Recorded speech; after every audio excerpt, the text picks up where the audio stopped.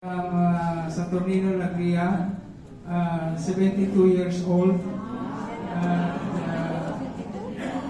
35 years ako sa Middle East. By profession, I am registered civil engineer, sanitary engineer, and genetic engineer. Ngayon, ako'y nagtatrabaho sa Saudi matagal at okay lang na may diabetes ko, may prostate, may high blood. Kasi doon sa Saudi, libre lahat. Libre accommodation, libre pagkain, libre gamot, pati doktor, libre. Wala kang iintindihin kung hindi mo trabaho. Ngayon, since ang lifestyle sa Saudi, medyo kompleto lahat, pagkain, kahit anong kainin mo, may available at mura. Nagkakaroon ko ng diabetes by the age of 40. So, since 40 until now, mayroon kong maintenance na gamot kasi diabetic na. So, aside from my diabetes, libre naman ang gamot sa Saudi, lagi kong nagpa-check up, mayroon pala akong enlarged na prostate. So, ang aking enlarged na prostate, 10 years na. Abala lang itong enlarged na prostate kasi pag enlarge ang prostate mo, abala sa pag-iihi dahil nagigising ka tuwing madaling araw, 2, 3, 4, 5 beses ka nagigising. Kasi hindi mapipigilan yung pag-ihi mo pag enlarge ang prostate. Pero okay lang naman yan dahil may-maintain din ang gamot doon sa Saudi dahil libre. Libre ang gamot, libre ang check-up. Lahat ng ano doon, medicine at saka covered naman ang insurance. Okay lang yun. Pero dito sa atin, 20% discount na maintenance. So, from that time, since nagkatrabaho ko sa Saudi, tuloy-tuloy lang ang maintenance kasi hindi naman pwedeng itigil ang maintenance kasi libre naman yung gamot. Dire-diretso lang. So, being diabetic, marami kong naramdaman. Mataas ang sugar ko, cholesterol ko, enlarge ang prostate, uric acid, at high blood pati pag nasubra ang kain. Ngayon, since that time, dahil wala namang ibang alam ko na mayroon pang available na prostate na gamot para sa sakit ko, tuloy-tuloy lang yung maintenance. Until such time na last 2015 na nag-retire ko from Saudi, na-discover ko itong porter kasi may nagpapakilala na nag-imbita sa akin na mag-attend ng introduction ng pag-inom nitong porter. Pero dahil nga sa sobrang mahal, medyo nag-alanganin kong magbayad dahil wala akong tiwala sa klase ng porter placenta dahil hindi naman ito gamot, hindi naman ito multivitamins lang. At ang dami ko nang iniinom na maintenance aside sa sakit ko, daming maintenance na gamot sa sugar, cholesterol at iba pa.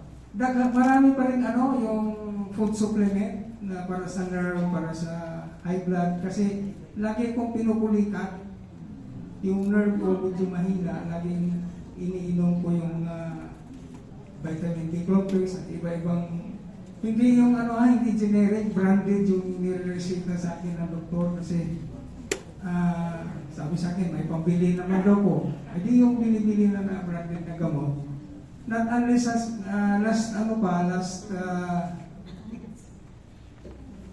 last year lang, nung na-discover tong porter placenta na magaling, October 2025. Nung nag-introduce si Dr. Jamie itong product, medyo alanganin nga akong bumili dahil hinahanapan ko sila ng FDA approval. Hinahanapan ko sila ng kung anong document na magpapatunay na totoo ba itong iniinom na mahal. Kasi sobrang mahal Biniminta ko yung isang capsule mahal. At saka 180,500, 170,000 noon nung pagbili ko last week. So, bago ko binitawan yung pera, matagal ang pag-iisip namin ni Mrs. kasi kami dalawa ang iinom sa isang isang package na 170,000 for 7 plus 3 pa noon, so 10 bottles. So iniisip namin kung paano ito mababudget namin. So sinubukan namin uminom ng gamot dahil yung misis ko rin galing din sa brain tumor operation sa Makati Med. At naubos din namin yung halos 3,500,000 sa kanyang brain tumor operation. At kailangan din niyang makainom ng ibang food supplement dahil tuloy-tuloy ang maintenance niya para makarecover yung kanyang nerve cells sa result ng brain tumor operation. So, wala na kaming choice kung hindi subukan itong stem cell na pag-inom. So, yan ang niresita sa amin ni Doktora na uminom. Ay nagkataon pa naman may flight ko sa Leyte. Ay piniinom ko na, huwag mong bidain ha, 1 capsule a day. 1 capsule a day kasi maninibago ka nitong capsule ito na ibang klase. So, sinubukan namin inom ng 1 capsule per day. Ay nangyari sa akin, nagkakaroon ko ng diarrhea. 1 week akong nagda-diarrhea. May flight ko sa Tacloban, ay abala masyado papuntang airport, papuntang nasa aeroplano ko, nakailang beses ko papuntang CR dahil hindi mapipigil yung LBM ko. At sinicheck up ni misis ko yung aming LBM, dahil big naman yung misis ko, wala naman siya nakikitang kasukasuhan ko na nagpapadiarrhea. So sabi ng doktor namin, baka result yan ng pag-inom ko ng stem cell kasi baka tinatapon yung mga kasukasuhan. So, tinutuloy ko lang yung aking pag-inom until such time na after 1 week, nawala yung diarrhea. Minumura ko pa sa aeroplano dahil natatain na nga basa na yung break.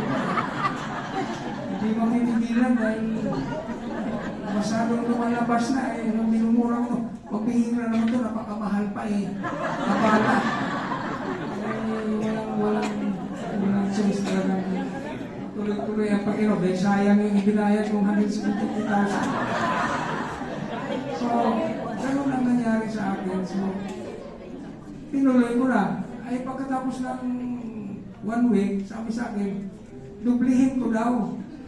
At tinalo pagka magka-problema pa katayin na ako sa 1 time yung halos dublihin. Sinabayan ko ng pag-inom ng kasi hindi natitigil yung pagdadiarrhea ko. Uminom na ako ng ibang capsule na pagpawala sa aking diarrhea na napigil naman after 1 week. So, after 1 week, ginawa ng 2 capsule 2 times a day. So, 4 capsules daily. Ay, dalawa kami ni misis nang iinom. Ay, kulang yung kulang. At saka kailangan ng misis ko ng uinom din dahil makaka-recover sa kanyang brain tumor operation. So, dalawa kami umiinom. So, nagkataon naman na after 1 month, medyo gumaganda yung pakiramdam namin. Yung misis ko gumaganda rin.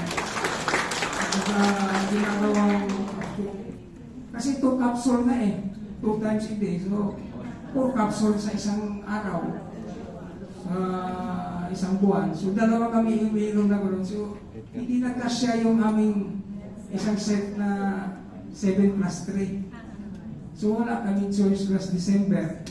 Umorder kami ng panibagong isang set. Wala, kailangan uminom Kailangan uminom ng isang set.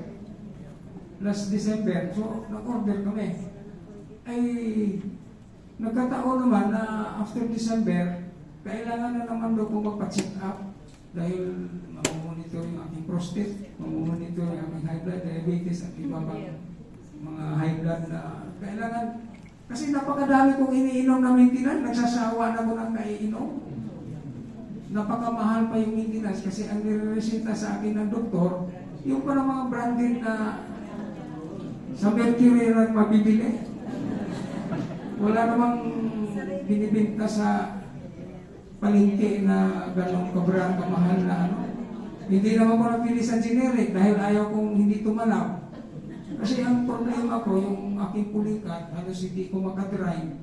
At gabi-gabi, lagi kong minamasahe dahil abala masyado pag pinupulikat. Sabayan pa ng pag-iihi ko na 4-5 beses sa isang gabi. So, na-istorbo yung misis ko.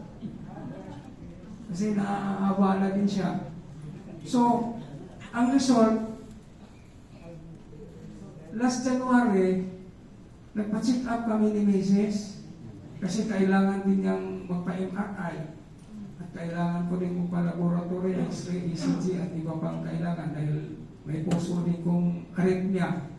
So, from that time nung na-examine kami last January, nag-normal yung aking prostate, yung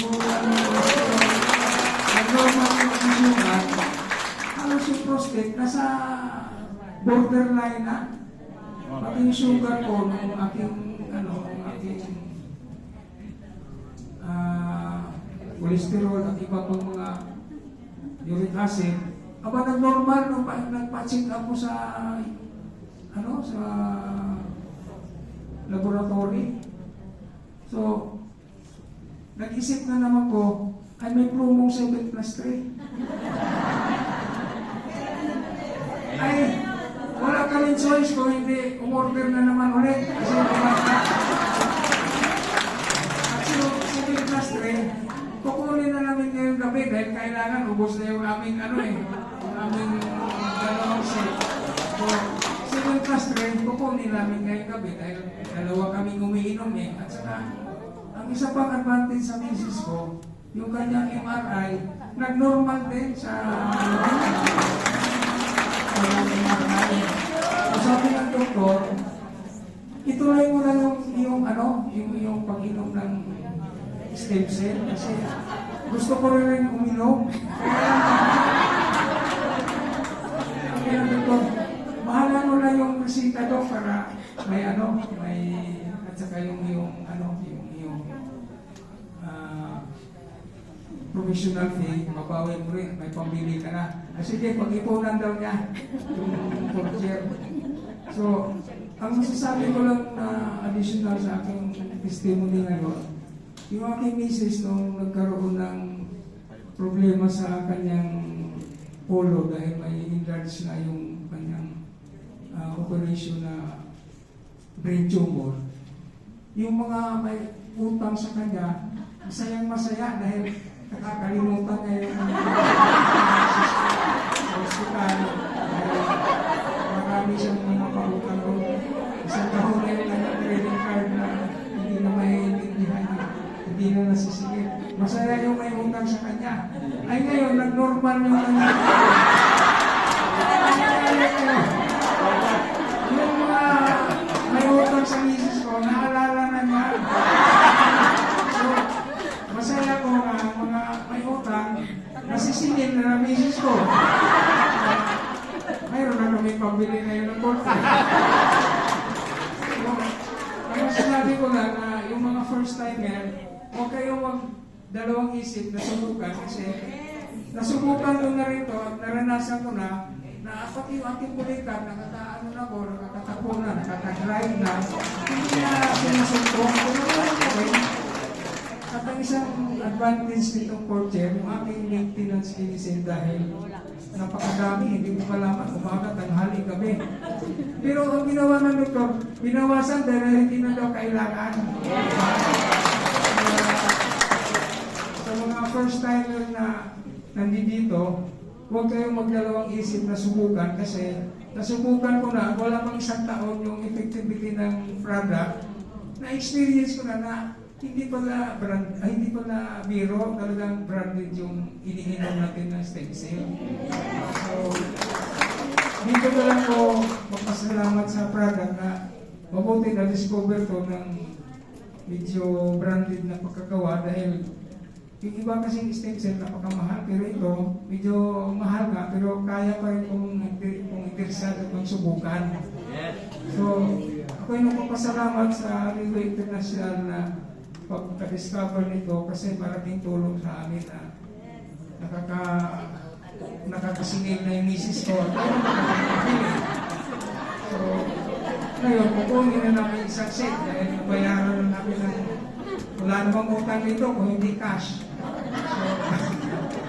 kukunin na namin ngayong gabi at pasalamat kami na may mainom na ulit kami bukas kasi 4 na rin kapso, kung minsan 6 pa sa isang araw na uubos namin.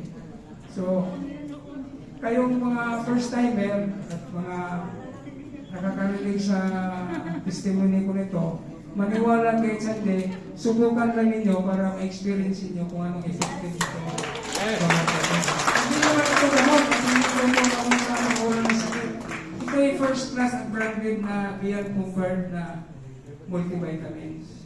So ito lang masasabi ko sa product na ito na hindi kayo manghihinayang na inumin at na talagang masubukan niyo yung effectivity nito na sa inyong mismong katawan para nasa inyo ay talagang mayroong effective na mangyayari. Okay? Maraming salamat